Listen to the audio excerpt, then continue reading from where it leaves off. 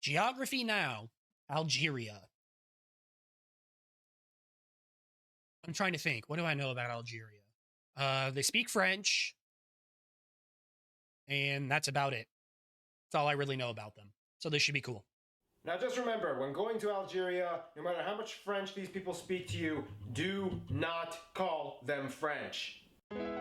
It's time to learn geography. No! Hey everybody, I'm your host Paul Barbato. Today we're going to talk about Algeria. Let's dissect the flag. Yeah, what does the flag look like? I actually don't know. The flag of Algeria is pretty simple, just white, green, and a red crescent and star. The white representing peace, the green representing Islam, and the crescent and star not only representing Islam, but the red of the crescent and star also representing the blood of those who fought for Algeria.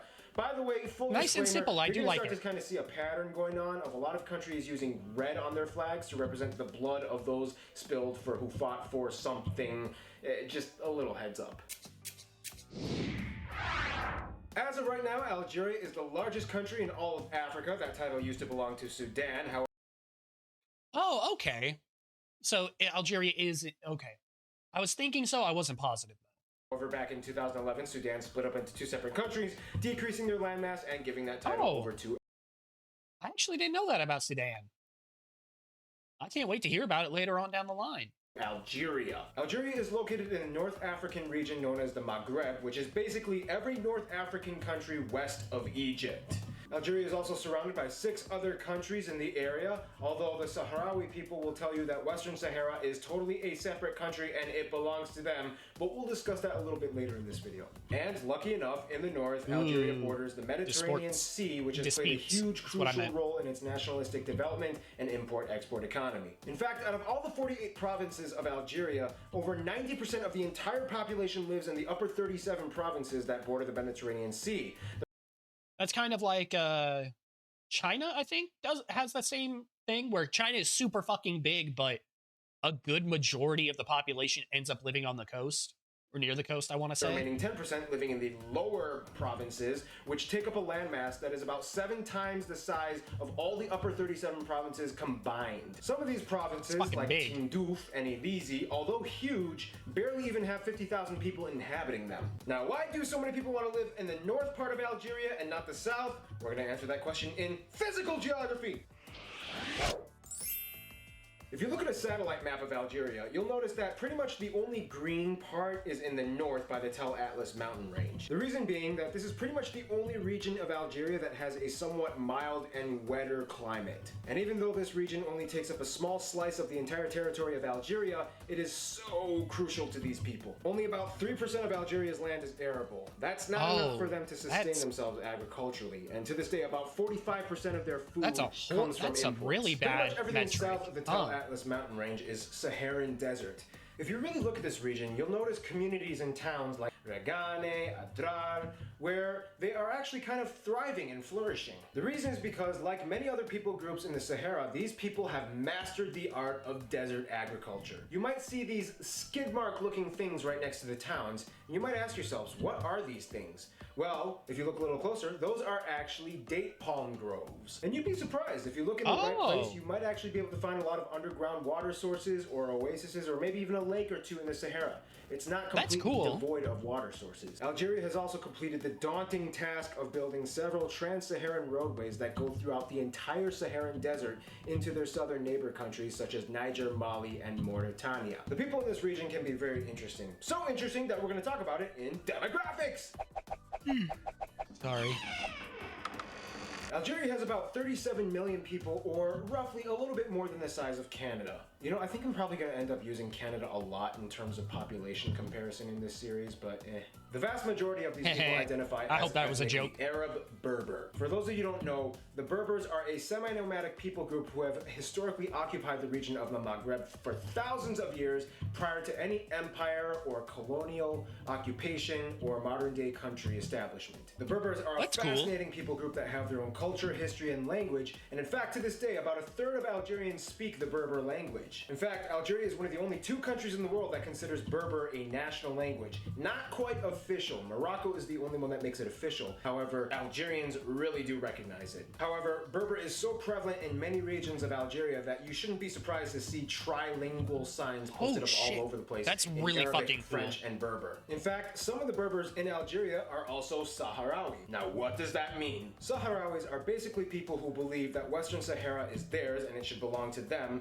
and that it should become an independently recognized sovereign nation under their jurisdiction. See, after Spain left in 1975, the jurisdiction of Western Sahara pretty much went into the hands of Morocco and Mauritania. Unfortunately, there was a third party that was not too happy with that, the Sahrawis. Eventually, the Polisario Front was established, or the Liberation Movement for the Sahrawi people in Western Sahara, and they fought against both Mauritania and Morocco. Eventually, Mauritania backed down, and Morocco somehow was able to take control of most of the major cities and resources.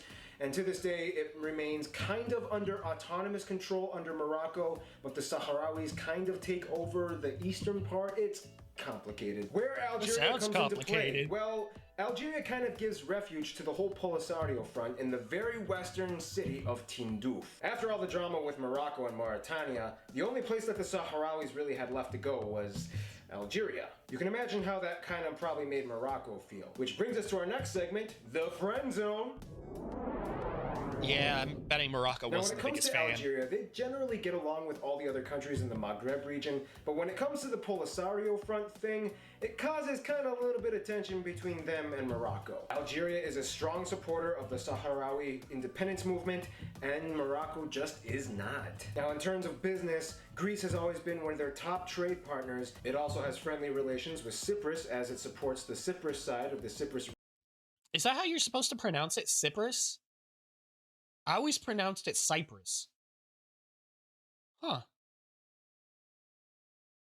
To be fair, I'm probably going to still call it Cyprus because that's how I've always heard it. Reunification movement, which doesn't really jive too well with Turkey. Now, when it comes to France, things get a little interesting. See, in the early 1800s, France occupied and settled Algeria and pretty much made it an overseas dependency. Over the next century of their occupation, France greatly influenced the culture, the architecture, the cuisine, and even the language. To this day, French is the...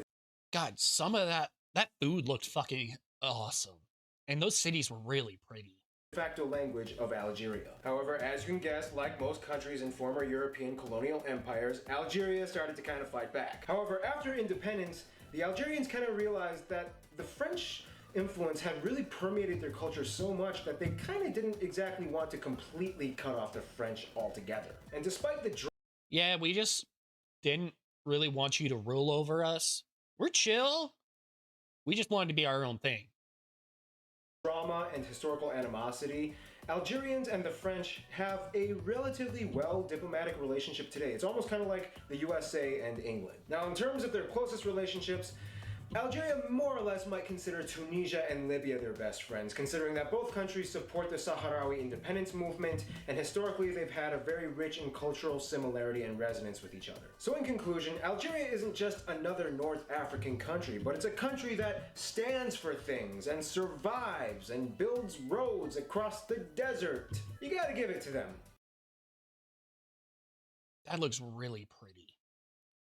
Those cities look really fucking pretty. Also, fuck. I can't remember what I was going to say. I was going to say something else. I can't remember what it was now. Fuck. Plus, they got really good food there. Oh. The food does look really fucking good. I was going to say, I doubt you're going to say that any country in Northern Africa is going to be just another North African country. I highly doubt it. Like, that doesn't seem conducive to what you're trying to do with this series. There. Thanks for watching. Andorra is coming next. Andorra. I don't know anything about Andorra. I mean, I guess the flag now, but that's about it. Should be fun. Make sure you check out the video down below. I'll have it linked. Go give him his props. Like and subscribe if you want to see more of me. And until next time, take care of yourselves. See ya. She's got dick like